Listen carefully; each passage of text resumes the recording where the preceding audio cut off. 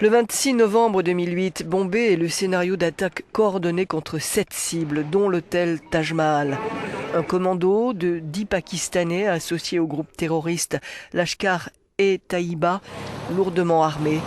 Ils tuent 164 personnes et tiennent en échec les forces de l'ordre 3 jours durant. Une opération terroriste similaire a lieu le 21 septembre 2013 à Nairobi, au Kenya. Cette fois, c'est le centre commercial Westgate qui est ciblé.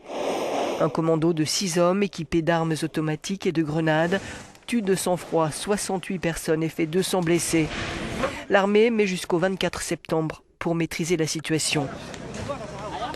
Le groupe islamiste Al-Shabaab revendique l'assaut. On retrouve le même sang-froid des attaquants de Charlie Hebdo. C'est ce que souligne l'expert Claude Moniquet.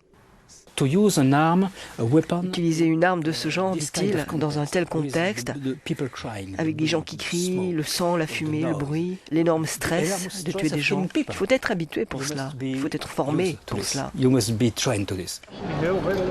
Détermination et sang-froid aussi chez le tireur qui avait semé la panique le 22 octobre 2014 à Ottawa, la capitale canadienne. Là, c'est un loup solitaire, un Canadien considéré comme un voyageur à haut risque par les services de renseignement qui est entré dans le Parlement après avoir tiré sur 2 militaires, dont un est décédé. Profil similaire à celui de l'homme qui avait pris en otage 17 personnes dans un café à Sydney le 15 décembre 2014.